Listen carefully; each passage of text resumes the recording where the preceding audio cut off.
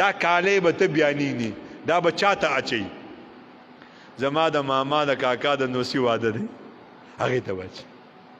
شی به په ګاونډ کې به د چا واده دا به خوشحالېږي دا به هغه ته جامې اچي نو چې کومه ښځه په کمره کې دننه خاوند ته خوشبويي نه لګوي کریم نه لګوي سر باندې ورته جمر نه ږدي خوشبویه ښکلې جامې ورته نه اچوي نو چې دا خاوند دې ښځې ته وګوري دی به څه وایي یاره دا ښځه رامنې سمه نه ده پېښه شي بل واده به کومه نو دا ښځه بیا په مولانو پسې ګرځي مولي صاحب ما یو تعویض وکړه خاوند مې خبره نه مني خاوند به ستا خاورې خبره ومني تا چاته خاوند ته د خاوندوالۍ حقوق ورکړي دي یو سړي واده وکړو ښځې ورته نه کریم اچول نه ورته پوډر لګول نه ورته خوشبويي لګوله داسې د خولو بوی تېته څښا جامې ورته اغوستې وي خاوند ته وایي چې زه دا مخ چا چاته ښیم هغه چې ورته وکتې ما ته یې مخ نور چا چاته ښی قسم په خدای زموږ زنانه دقسې زموږ زنانه په کمرو کې دننه خوشبويي نه لګوي خاوند ته جامې نه لګوي اچوي میک اپ نه کوي شی به د پلار کره روانه ده زموږ یو علاقې والا هغه په بازار کې چې د ښځې ضرورت له بوتله نو هغه چې ودې شاته وکړو ښځې به یې مخ پټ کړو چې ده به بیا ورو هغې به بیا مخ کار وکړو د چې پې رامنډې کړه بورقه یې ته وشنوله خدای دې تباه کړه ته خو زما نه ستر کوي ستر د بل نه په کار دی ته خو بل ته ګورې نن زموږ د معاشرې څه اصول دي ښځه تلې ده سودا کوي دا شی په څو دی دا په څو دی دا په څو دی داسې سودا کوي چې هغه له سودا ورکړي دا ودي څو پیسې شوې دا ورته مخ کاره کړي دا د دې دپاره مخ کاره کوي چې زما دې مخ ته دا دکاندار وګوري او ما لږ ریټ کم ولګوي په داسې معاشره کې ما او تا پاتې کېږو او بیا مونږ وایو مونږ ته سکون نشته خاورې به مونږ ته سکون راشي رسول الله صلی الله علیه وسلم فرمایي کومه زنانه چې صرف 5 منځونه کوي د یوې میاشتې روجې نیسي د خپل خاوند خبره مني د خپل خاوند په امانت کې چې د دې بدن د دې سره امانت دی او مال امانت دی په دې کې خیانت نه کوي نو چې د جنت په کومه دروازه دا غواړي داخله دي شي پوهیږئ زما په خبرو پوهیږئ 5 منځونه کوي د یوې میاشتې روجې نیسي د خاوند خبره مني او د خاوند په امانت کې خیانت نه کوي نن لاړ شئ خپلو میندو خویندو ته وګورئ خپلو ښځو ته وګورئ لکي خدمونه کوي سی به دا راته چا ویلی دی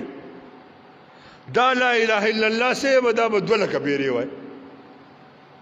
سی به مسلې شاړې کړي وی سولولي سی به روجې نیسي خاون ورته حکم کوي دا نه مني د خاون حکم څه دی چې په تناره ولاړی او ډوډۍ سوځي او خاون درته وي تعال هنا زما خواته راشه دا ډوډۍ دې وسوځي د خاون خبره کټوۍ دې باندې کړې ده سالن سوځي خاون درته وي دې خوا راشه او دې د خاون خبره ومنله نو دې زنانه په باره کې رسول الله صلی الله علیه وسلم فرمایي د جنت په کومه دروازه چې د خوښه شي لاړ داخله شي زمونږ زنانه څه کوي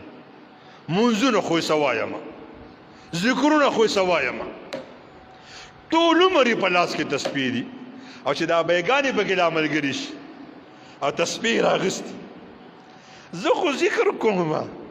ته ذکر کوي پردو خلکو ته ګوري په تا لعنت ورېږي دا ګاډی کوم ځای ته ځي مونږ پلاني ځای ته ځو په تا لعنت ورېږي خوري ته چېرته روانې هندوان به د قیامت په ورځ په جهنم کې وي ستاسو زموږ زنانه هندوانو ته لاسونه مخکې کوي ما ته د عامل دا بنګلي په لاس کړه ما ته دا ګوتې واچه دا هندوانو د سیکانو نه مونږ سوداګانې کوو د پردو خلکو نه سوداګانې کوو شریعت ولې د خپل لیور نه صدر دی د سخر نه په جایز حق کې صدر دی د خپل پلان نه په جایز حق کې صدر دی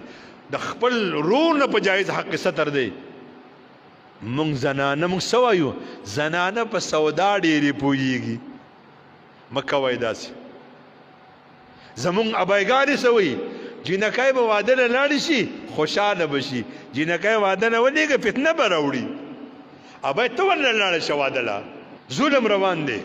اوس نن نه یو کال وړاندې په کرک کې یو جینۍ ده د خپل طرف زوی په واده کې ګډېدلې ده چا وله ویډیو کړې ده فیسبوک ته یې ورکړل هغې خودکشي وکړي خودکشي به نه کوي چې ستا پردي نارینه کور ته نه مسل جنکو په لاسو کې موبایل دي خودکشي به نه کوي د ډېرو پاکانو خاندانونو به شرمېدل خودکشي به نه کوي بیا پنځه منځونه سیره به کوه خورې خو د خاون خبره منه خاون ورته وایي دې واده له به نه ځي ځم به خاون وایي د کوره به نه وځي دا چې پوه شي چې خاون مې ووته دی بس بیک راغستی روانه ته به جنت ته لاړه شي رسول الله سلم فرمایي چې د هغه په مال کې او په خپل نفس کې خیانت نه کوي دا علما ناست دي کومه زنانه چې بار اواز یې واورېدو چې زما د زوی چا سره جنگ دی زما خاون چا سره خبرې تیزې کړي دا به ته په چوت کې نه ګوري خاون به قد چت وي دې ته به بد ښکاره شي خاون به تور رنګې وي دې ته به بد ښکاره شي خاون شکل کې به څه قباحت وي دې ته به بد ښکاره شي